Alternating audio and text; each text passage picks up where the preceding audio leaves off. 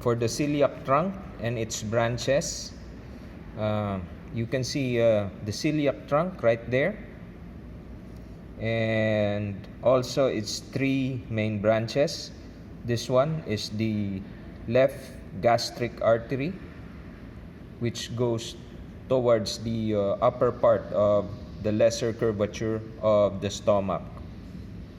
Going to the right here, this one is the common hepatic artery going to the side of the liver and coursing towards the left side. That will be the splenic artery right there.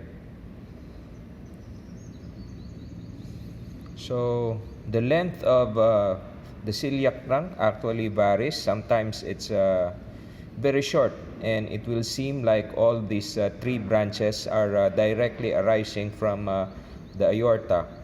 But sometimes the trunk can be a little bit longer. You can really trace it a few centimeters arising from the abdominal aorta.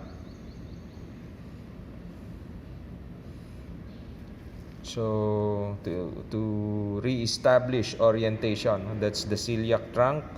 This one right here is the left lobe of the liver. It is left side of the falciform ligament here.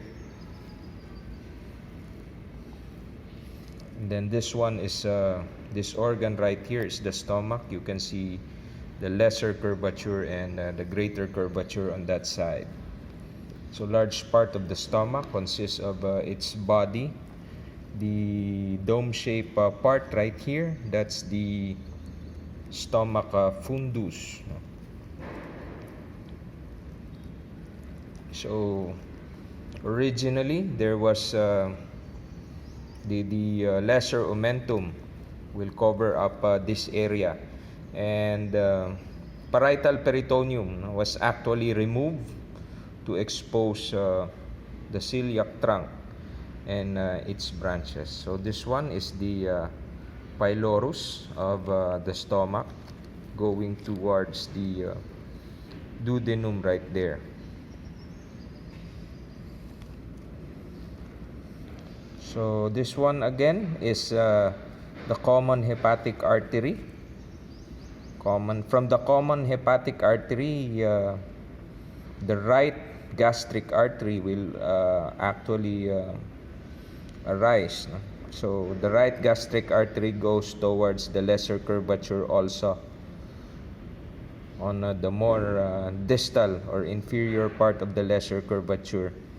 So it will actually form an anastomosis with the distal segment of the left gastric artery right there. So if you will notice, a lot of structures here are not very well preserved. We have to actually cut some of them to expose other structures. So another structure which is not quite well preserved, we have the portal vein right here. This is the segment of the portal vein that is closer to the liver, while this one is the segment that is closer to the small intestine. Portal vein is actually formed by two veins. One is the splenic vein right there, and another one is the superior mesenteric vein. So let us retract the stomach superiorly and to the right to expose that one. So these are the tributaries to the portal vein. We have the splenic vein right there and superior mesenteric vein. The portal vein is an important vein because it is the one that will transport nutrient-rich blood coming from the small intestine. Superior mesenteric vein is the main venous drainage from the small intestine. So what is absorbed in the small intestine? You have the different nutrients from the food that we eat. And then these nutrients they need to be transported to the liver for metabolism. So the nutrient-rich blood reaches the liver via the superior mesenteric vein and the portal vein. So another structure that was partly removed here would be the pancreas. Originally, the body of the pancreas will cross this area.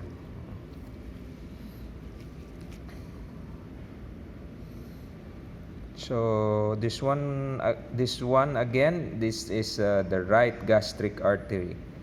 And then we have here another branch of the common hepatic artery. This artery goes down. It actually courses behind the pylorus of the stomach. That is the gastroduodenal artery. Gastroduodenal artery. So the gastroduodenal artery will have terminal branches. One branch would actually go towards the area of the greater curvature of the stomach. And that branch, that terminal branch, will be the right gastroomental or gastroepiploic artery. And another branch would be the pancreaticoduodenal branch, which is the primary blood supply going to the pancreatic head.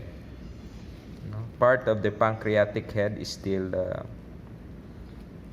preserved right here. So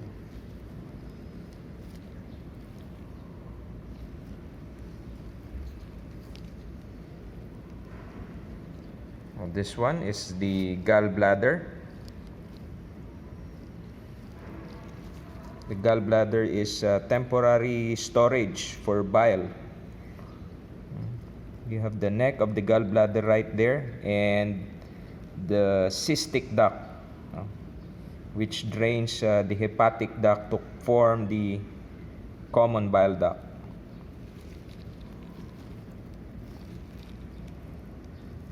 So you can see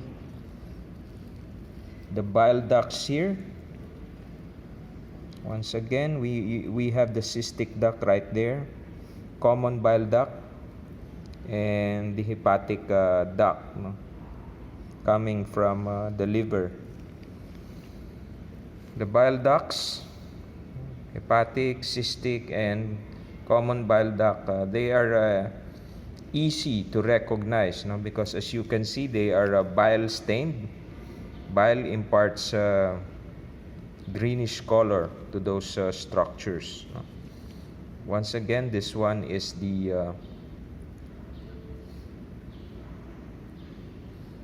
gastroduodenal artery. Then distal, the more distal segment of the common hepatic, after branching out to as the right gastric artery and gastroduodenal artery, the more distal segment going to the liver would be the hepatic artery proper.